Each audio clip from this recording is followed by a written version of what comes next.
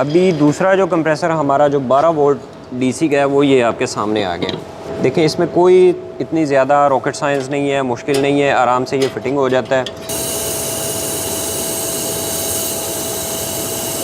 बिस्मिल्लाहिर्रहमानिर्रहीम, अस्सलाम वालेकुम जी। जोल्टा कूल की तरफ से गुलाम नबी बात कर रहा हूँ। आज हम काफ़ी सारे दोस्तों के जिस तरह के क्वेश्चंस आ रहे थे कॉल पे, मैसेजेस पे कि सर ये 12 वोल्ट का जो कंप्रेसर है या 24 वोल्ट का, तो हमें ये बता दें कि ये आप आके फ़िट करेंगे या मतलब हमारा यहाँ पे कोई लोकल मैकेनिक वो फ़िट कर लेगा। तो काफ़ी सारे दोस्तों को मैसेज और कॉल्स वगैरह पे भी ये अपडेट दी है कि इसमें कोई इतनी ज़्यादा पेचीदगी नहीं है। ये आम नॉर्मल बंदा भी जो मैकेनिक है, आप जिससे पहले ऑलरेडी काम करवा रहे हैं, वो भी फ़िट कर सकता है। तो इसी सिलसिले में मैं चाह रहा था कि आज एक बाकायदा तौर पे इसके ऊपर एक वीडियो बन जाए।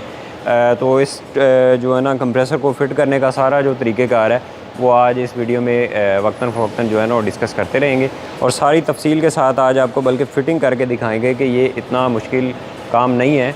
आप आराम से जो आपका नॉर्मल मैकेनिक है उसे आप करवा सकते हैं। तो दोस्तों ये देखें, अब आपके सामने ये पूरा एक यूनिट खुला हुआ आउटडोर का, इसके अंदर जो पुराने वाला कंप्रेसर है वो लगा हुआ है। तो वक्त की बचत करते हुए कंप्रेसर के जो ये हैं पाइप वो वेल्डिंग के साथ हमने पहले ही खोल लिए हैं। तो सिंपल ये करना है कि आपने इसी तरह का जो कंप्रेसर है वो पुराने वाला जो है उसको आपने वेल्डिंग के साथ ये पाइप खोल के बाहर निकाल लेना है। अब ये देखिए पूरे का पूरा कंप्रेसर बाहर आ गया। अभी दूसरा जो कंप्रेसर हमारा जो 12 वोल्ट डीसी का है वो ये आपके सामने आ गया। वायरिंग वगैरह हमने कर दी है सेट। अब सिंपल इसे इसी तरीके से जो आपने डायरेक्शन बनाई हुई है उसी तरह से आप कर सकते हैं। आराम से इसे उठाना, उठा के उसी डायरेक्शन में ये देखें फिट कर देना आपने। बस देखना ये है कि इसका जो पाइपिंग है वो किसी साइड पे टच ना हो, वाइब्रेशन ना करे, और ये सारी चीज़ें आपने आराम से अच्छी तरीके से चेक कर लेनी है। देखिए इसमें कोई इतनी ज़्यादा रॉकेट साइंस नहीं है, मुश्किल नहीं है, आराम से ये फिटिंग हो जाता है।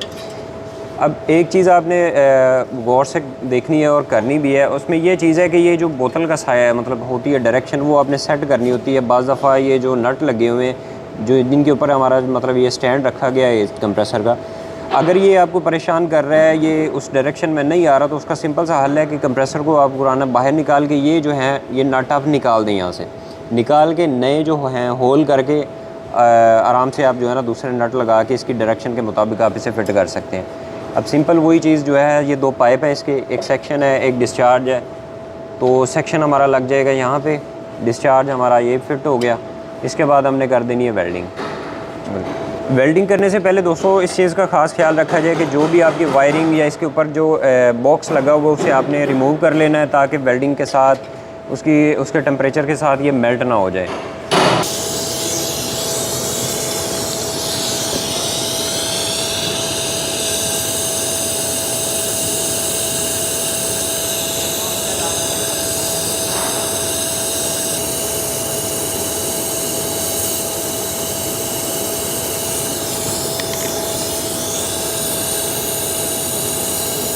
जी तो दोस्तों ये देख रहे हैं आप, इस तरीके से आप जो है ना वेल्डिंग कर देनी है।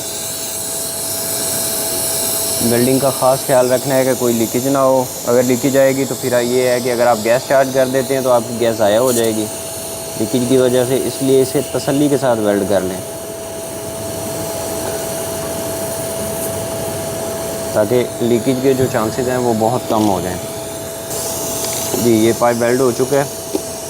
अब ये दूसरा सेक्शन का पाइप वेल्ड करेंगे।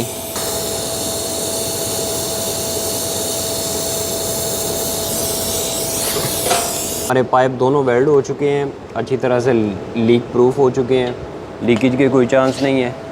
अब इसी तरह जब आपने फ़िट कर लेना है तो इसके पाइपों को अच्छी तरह से आपने टेस्ट कर लेना है कि कोई पाइप हमारा बॉडी के साथ टच ना हो रहा हो। अब देखें ये जो है ये पाइप हमारा टच हो रहा है, तो इसे थोड़ा सा आपने सेट कर लेना है ताकि वाइब्रेशन के दौरान कंप्रेसर जब चले तो वाइब्रेशन ना करे।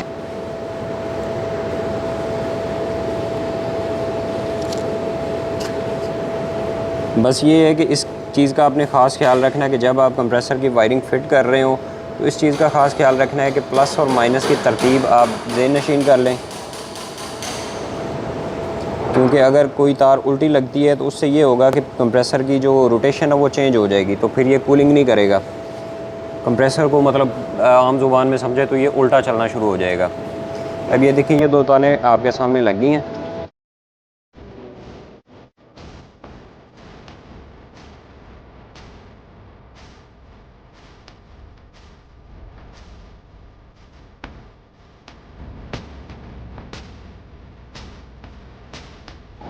कनेक्शन करते हुए ये ख़ास ख्याल रखना है आपने कि इसकी जो वायर है वो लूज़ ना रहे।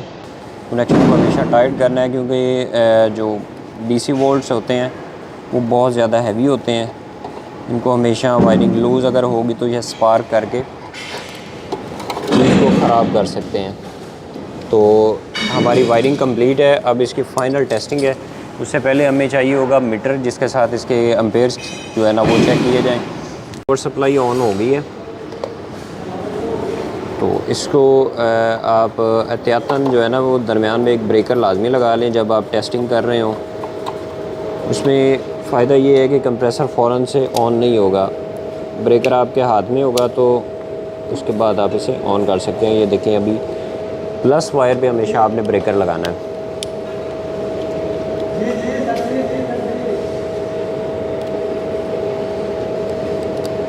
ये लें जी, ब्रेकर हमारा फिट हो चुका है। अब सबसे पहले सब दोस्तों को इस चीज़ का ख़ास ख्याल रखना है कि जो वोल्टेज रेंज इसकी रखी गई है इससे ज़्यादा वोल्टेज आपने नहीं देने हैं। तो ये हमारे पास 24 वोल्ट की सप्लाई है 40 एम्पेयर के अंदर, तो इसके वोल्टेज देख लेते हैं। ये देखें जी, तकरीबन 25 वोल्ट आ रहे हैं। जब ये लोड पड़ेगा तो ये 24 वोल्ट आ जाएंगे। ठीक है जी, इससे यहाँ पे सेट कर देते हैं ताकि हमें वोल्टेज रेंज मिलती रहे। अब दूसरी बात ये है कि आपके पास ये मीटर का होना लाजमी है। इसके ऊपर आपने एम्पेयर इसके सेट कर देने हैं डीसी एम्पेयर पे। ये देखें, ठीक है, वो भी आप लगा दें इसी वायर के ऊपर ही। जी, तो अब हमारी जो कनेक्शन है वो तकरीबन कंप्लीट हो चुके हैं। अब इसकी फ़ाइनल टेस्टिंग है, यानी इसे ऑन करना है। तो ऑन करने से इसके वोल्टेज और एम्पेयर का हमारा कंप्रेसर ऑन हो गया। अभी चूँकि इसकी जो फिटिंग है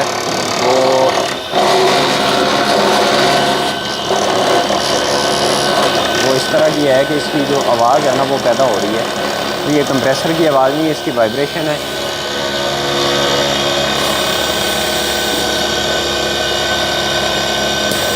ये देखिए, ये सेक्शन भी कर रहा है और साथ साथ डिस्चार्ज भी, प्रेशर भी बना रहा है। तो कंप्रेसर की आवाज़ आप सुन सकते हैं।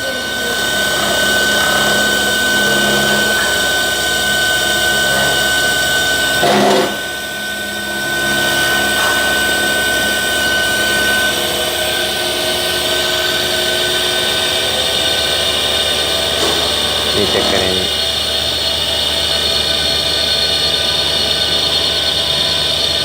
जब आप इसे खाली चला रहे होंगे, एयर सेक्शन नहीं हो रही होगी, तो ये तकरीबन आ जाएगा आपके सामने। ये चल रहे हैं 14, 15, 13, 14, 15 एम्पेयर से ये चलता है।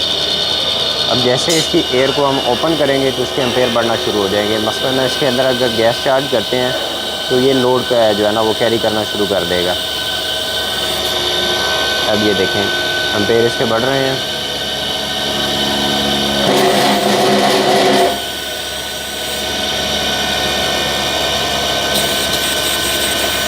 तो दोस्तों, आज की ये वीडियो बनाने का बेसिक मकसद ये था कि सब दोस्तों को इस चीज़ का आइडिया हो जाएगा कि इसकी फ़िटिंग कोई इतनी ज़्यादा मुश्किल नहीं है। सिंपल सी 2 तारें हैं, वो आप प्लस माइनस के ऊपर लगाएं, और इसी तरह इसकी जो वेल्डिंग वाला सिस्टम है वो भी लगा दिया गया है। तो इसमें कोई इस तरह के कोई रॉकेट साइंस नहीं है कि ये बहुत ज़्यादा मुश्किल है। सिंपल आपने मतलब जोल्टा कूल से कंप्रेसर को ऑर्डर करना है तो उसका तरीक़ेकार पहली वीडियो में बताया हुआ है कि एडवांस बुकिंग है, बैंक अकाउंट में आपने ट्रांजैक्शन करनी है। उसके बाद आपका जो ऑर्डर है वो प्लेस कर दिया जाएगा, उसके ऊपर वर्किंग शुरू हो जाएगी। उसकी मैन्युफैक्चरिंग या असेंबलिंग वो फाइनलाइज होने के बाद विद इन 1 वीक या 10 डेज़ के अंदर आपको वो डिलीवर कर दिया जाएगा। तो डिलीवरी चार्जेस जो होंगे वो आपके ज़िम्मे ही होंगे।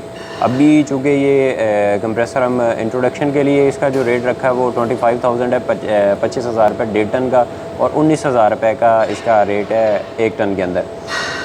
इसके साथ पावर सप्लाई का जो है ना वो मुख्तलिफ़ कैटेगरीज़ के अंदर है, क्योंकि पावर सप्लाई भी एक कॉस्टली आइटम है, तो उसका रेट जो है वो अलग से। अब जिस तरह से ये हमारे पास सप्लाई पड़ी है, ये मेड इन जापान है, 40 एम्पेयर और बहुत ही ज़बरदस्त क्वालिटी की सप्लाई है। तो ये आपको मार्केट में रेट इस वक्त का इसका चल रहा है तकरीबन 10,000 रुपये, लेकिन अब अगर इसका ऑर्डर आप करते हैं इस कंप्रेसर के साथ, ये आपको 8,000 रुपये में मिलेगी। जोल्टा कूल की तरफ से इंट्रोडक्शन रेट के हिसाब से डिस्काउंट कस्टमर को दे रहे हैं, तो उसमें ये आपको 8,000 की मिल जाएगी जी। तो दोस्तों उम्मीद है कि आज की वीडियो आपको काफ़ी इन्फॉर्मेटिव लगी होगी और काफ़ी कुछ सीखने को मिला होगा, और काफ़ी दोस्तों के जो सवाल आते हैं वो भी उम्मीद करते हैं कि काफ़ी हद तक हल हो गए होंगे। आपको वोल्टेज, लोड और कंप्रेसर की फ़िटिंग आज तफसील के साथ बता दी गई है। इंशाल्लाह जल्द मिलेंगे एक नई वीडियो के साथ।